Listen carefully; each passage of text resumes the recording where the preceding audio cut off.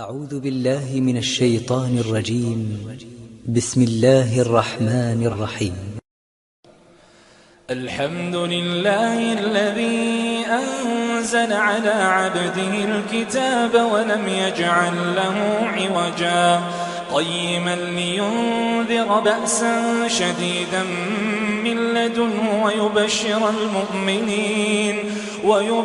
المؤمنين الذين يعملون الصالحات أن لهم أجرا حسنا ماكثين فيه أبدا وينذر الذين قالوا اتخذ الله ولدا ما لهم به من علم ولا لآبائهم كبرت كلمة تخرج من أفواههم إن يقولون إلا كذبا فلعلك باخع نفسك على آثارهم إن لم يؤمنوا بهذا الحديث أسفا إنا جعلنا ما على الأرض زينة لها لنبلوهم أيهم أحسن عملا وإنا لجاعلون ما عليها صعيدا جرزا أم حسبت أن أصحاب الكهف والرقيم كانوا من آياتنا عجبا إذ أوى الفتية إلى الكهف فقالوا ربنا آتنا من لدنك رحمة وهيئ لنا من أمرنا رشدا فضربنا على آذانهم في الكهف سنين عددا ثم بعثناهم لنعلم أي الحزبين أحصى لما لبثوا أمدا نحن نقص عليك نبأهم بالحق إنهم فتية آمنوا بربهم وزدناهم هدى وربطنا على قلوبهم إذ قاموا فقالوا ربنا رب السماوات والأرض لن ندعو من دونه إلها لقد قلنا إذا شططا هؤلاء قوم اتخذوا من دونه آلهة لولا يأتون عليهم بسلطان بين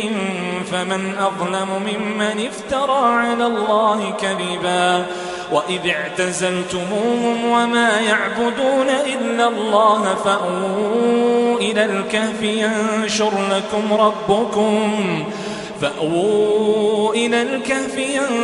لكم ربكم من رحمته ويهيئ لكم من أمركم مرفقا وترى الشمس إذا طلعت تزاور عن كهفهم ذات اليمين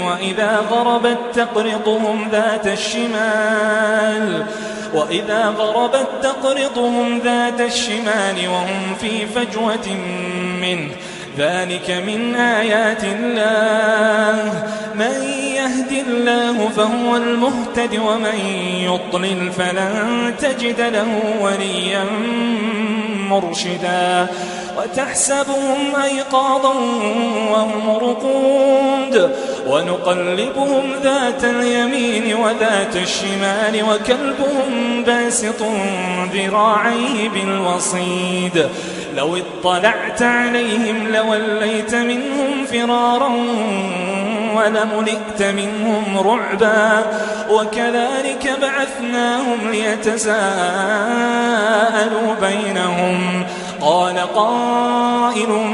منهم كم لبثتم قالوا لبثنا يوما أو بعض يوم قالوا ربكم أعلم بما لبثتم فابعثوا أحدكم بورقكم هذه إلى المدينة فلينظر أيها أزكى طعاما فليأتكم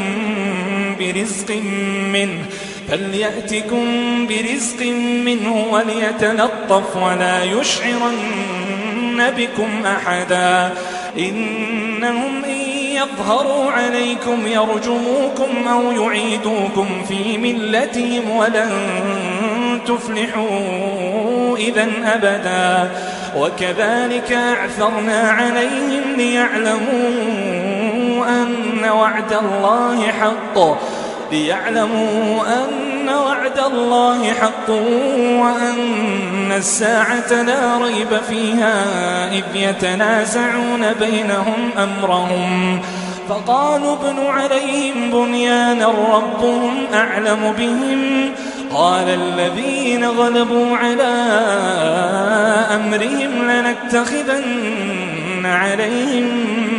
مسجدا سيقولون 3 رابعهم كلبهم ويقولون 5 سادسهم كلبهم رجما بالغيب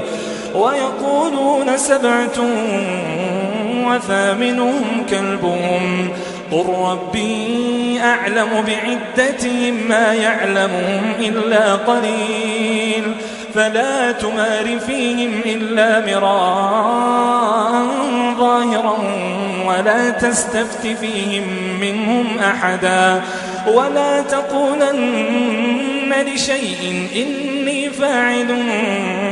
ذلك غدا إلا أن يشاء الله واذكر ربك إذا نسيت وقل عسى أن يهديني ربي لأقرب من هذا رشدا ولبثوا في كهفهم 300 سنين وازدادوا 9 قل الله أعلم بما لبثوا له غيب السماوات والأرض أبصر به وأسمع ما لهم من دونه من ولي ولا يشرك في حكمه أحدا واتل ما أوحي إليك من كتاب ربك لا مبدل لكلماته ولن تجد من دونه ملتحدا واصبر نفسك مع الذين يدعون ربهم بالغداة والعشي يريدون وجهه ولا تعد عيناك عنهم تريد زينة الحياة الدنيا ولا تطع من أغفلنا قلبه عن ذكرنا واتبع هواه وكان أمره فرطا وقل الحق من ربكم فمن شاء فليؤمن ومن شاء فليكفر إنا أعتدنا للظالمين نارا أحاط بهم سرادقها وإن يستغيثوا يغاثوا بماء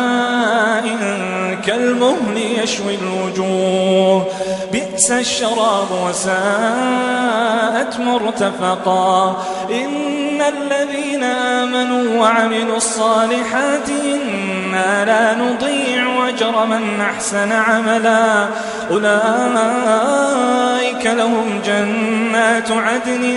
تجري من تحتهم الأنهار يحلون فيها من أساور من ذهب ويلبسون ثيابا خضرا من سندس واستبرق متكئين فيها على الأرائك نعم الثواب وحسنت مرتفقا واضرب لهم مثلا الرجلين جعلنا لأحدهما جنتين من أعناب وحففناهما بنخل وجعلنا بينهما زرعا كلتا الجنتين آتت أكلها ولم تظلم منه شيئا وفجرنا خلالهما نهرا وكان له ثمر فقال لصاحبه وهو يحاوره أنا أكثر منك مالا وأعز نفرا ودخل جنته وهو ظالم لنفسه قال ما أظن أن تبيد هذه أبدا وما أظن الساعة قائمة ولئن رددت إلى ربي لأجدن خيرا منها منقلبا قال له صاحبه وهو يحاوره أكفرت بالذي خلقك من تراب ثم من نطفة ثم سواك رجلا لكن هو الله ربي ولا أشرك بربي أحدا ولولا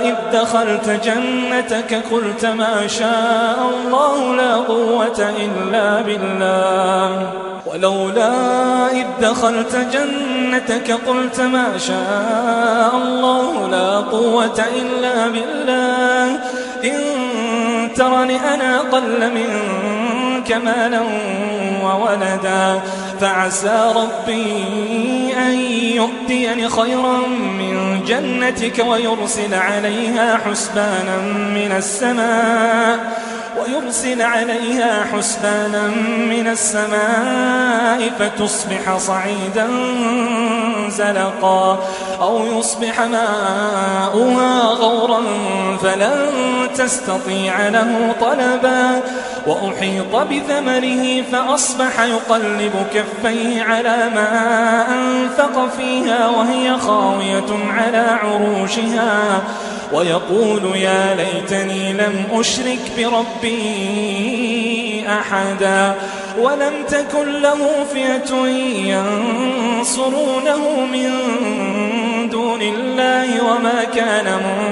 منتصرا هنالك الولاية لله الحق هو خير ثوابا وخير عقبا واضرب لهم مثل الحياة الدنيا كماء إن أنزلناه من السماء فاختلط به نبات الأرض فأصبح هشيما تذروه الرياح وكان الله على كل شيء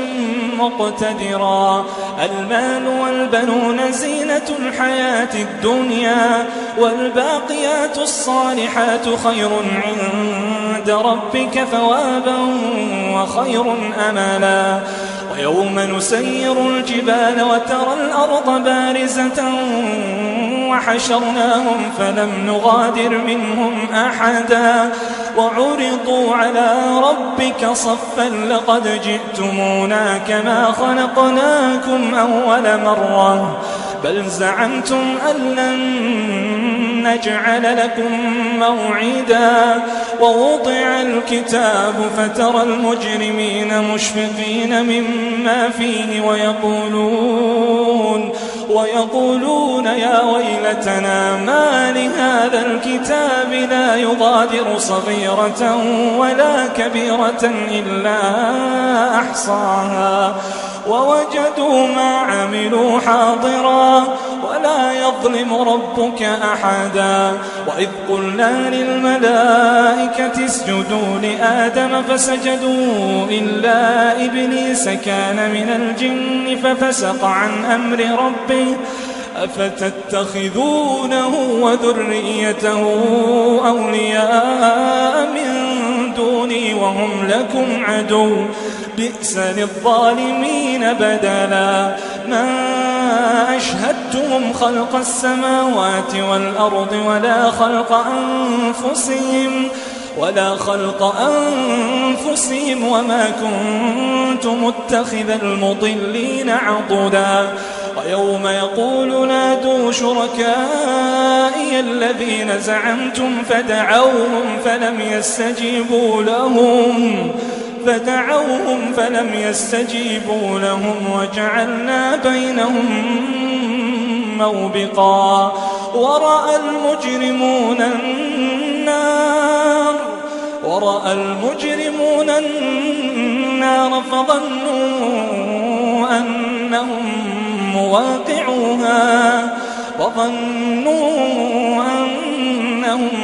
مواقعوها ولم يجدوا عنها مصرفا ولقد صرفنا في هذا القرآن للناس من كل مثل وكان الإنسان أكثر شيء جدلا وما منع الناس أن يؤمنوا إذ جاءهم الهدى ويستغفروا ربهم إلا أن تأتيهم سنة الأولين أو يأتيهم العذاب قبلا وما نرسل المرسلين إلا مبشرين ومنذرين ويجادل الذين كفروا بالباطل ليدحضوا به الحق واتخذوا آياتي وما أنذروا هزوا ومن أظلم ممن ذكر بآيات ربه فأعرض عنها ونسي ما قدمت يداه إنا جعلنا على قلوبهم أكنة أن يفقهوه وفي آذانهم وقرا وإن تدعوهم إلى الهدى فلن يهتدوا إذن أبدا وربك الغفور ذو الرحمة لو يؤاخذهم بما كسبوا لعجل لهم العذاب بل لهم موعد لن يجدوا من دونه موئلا وتلك القرى أهلكناهم لما ظلموا وجعلنا لمهلكهم موعدا وإذ قال موسى لفتاه لا أبرح حتى أبلغ مجمع البحرين أو أمضي حقبا فلما بلغا مجمع بينهما نسيا حوتهما فاتخذ سبيله في البحر سربا فلما جاوزا قال لفتاه آتنا غداءنا لقد لقينا من سفرنا هذا نصبا قال أرأيت إذ أوينا إلى الصخرة فإني نسيت الحوت وما أنسانيه إلا الشيطان أن أذكره واتخذ سبيله في البحر عجبا قال ذلك ما كنا نبغي فارتدا على آثارهما قصصا فوجدا عبدا من عبادنا آتيناه رحمة من عندنا وعلمناه من لدنا علما قال له موسى هل أتبعك على أن تعلمني مما علمت رشدا قال إنك لن تستطيع معي صبرا وكيف تصبر على ما لم تحط به خبرا قال ستجدني إن شاء الله صابرا ولا أعصي لك أمرا قال فإن اتبعتني فلا تسألني عن شيء حتى أحدث لك منه ذكرا فانطلقا حتى إذا ركبا في السفينة خرقها قال أخرقتها لتغرق أهلها لقد جئت شيئا إمرا قال ألم أقل إنك لن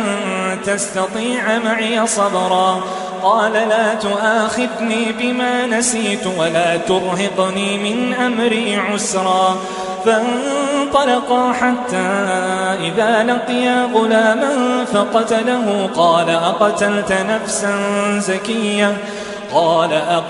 نفسا زكية بغير نفس لقد جئت شيئا نكرا قال ألم أقل لك إنك لن تستطيع معي صبرا قال إن سألتك عن شيء بعدها فلا تصاحبني قد بلغت من لدني عذرا فانطلقا حتى إذا أتيا أهل قرية استطعما أهلها فأبوا أن يضيفوهما فوجدا فيها جدارا يريد أن ينقض فأقامه قال لو شئت لاتخذت عليه أجرا قال هذا فراق بيني وبينك سأنبئك بتأويل ما لم تستطع عليه صبرا. أما السفينة فكانت لمساكين يعملون في البحر فأردت أن أعيبها وكان وراءهم ملك يأخذ كل سفينة غصبا. وأما الغلام فكان أبواه مؤمنين فخشينا أن يرهقهما طغيانا وكفرا، فأردنا أن يبدلهما ربهما خيرا منه زكاة وأقرب رحما. وأما الجدار فكان لغلامين يتيمين في المدينة وكان تحته كنز لهما وكان أبوهما صالحا، فأراد ربك أن يبلغا أشدهما ويستخرجا كنزهما رحمة من ربك وما فعلته عن أمري ذلك تأويل ما لم تسطع عليه صبرا. ويسألونك عن ذي القرنين قل سأتلو عليكم منه ذكرا. إنا مكنا له في الأرض وآتيناه من كل شيء سببا فأتبع سببا حتى إذا بلغ مغرب الشمس وجدها تغرب في عين حمئة ووجد عندها قوما قلنا يا ذا القرنين إما أن تعذب وإما أن تتخذ فيهم حسنا. قال أما من ظلم فسوف نعذبه ثم يرد إلى ربه فيعذبه عذابا نكرا. وأما من آمن وعمل صالحا فله جزاء الحسنى وسنقول له من أمرنا يسرا. ثم أتبع سببا حتى إذا بلغ مطلع الشمس وجدها تطلع على قوم لم نجعل لهم من دونها سترا. كذلك وقد أحطنا بما لديه خبرا. ثم أتبع سببا حتى إذا بلغ بين السدين وجد من دونهما قوما لا يكادون يفقهون قولا. قالوا يا ذا القرنين إن يأجوج ومأجوج مفسدون في الأرض فهل نجعل لك خرجا على أن تجعل بيننا وبينهم سدا. قال ما مكني فيه ربي خير فاعينوني بقوة أجعل بينكم وبينهم ردما. آتوني زبر الحديد حتى إذا ساوى بين الصدفين قال انفخوا حتى إذا جعله نارا قال آتوني أفرغ عليه قطرا. فما استطاعوا أن يظهروا وما استطاعوا له نقبا. قال هذا رحمة من ربي فإذا جاء وعد ربي جعله دكاء وكان وعد ربي حقا. وتركنا بعضهم يومئذ يموج في بعض ونفخ في الصور فجمعناهم جمعا وعرضنا جهنم يومئذ للكافرين عرضا. الذين كانت أعينهم في غطاء عن ذكري وكانوا لا يستطيعون سمعا. أفحسب الذين كفروا أن يتخذوا عبادي من دوني أولياء إنا أعتدنا جهنم للكافرين نزلا. قل هل ننبئكم بالأخسرين أعمالا الذين ضل سعيهم في الحياة الدنيا وهم يحسبون أنهم يحسنون صنعا أولئك الذين كفروا بآيات ربهم ولقائه فحبطت أعمالهم فلا نقيم لهم يوم القيامة وزنا ذلك جزاؤهم جهنم بما كفروا واتخذوا آياتي ورسلي هزوا إن الذين آمنوا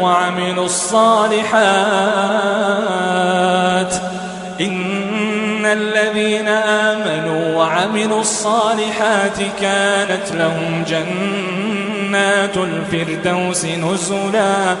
خالدين فيها لا يبغون عنها حولا قل لو كان البحر مدادا لكلمات ربي لنفد البحر قبل أن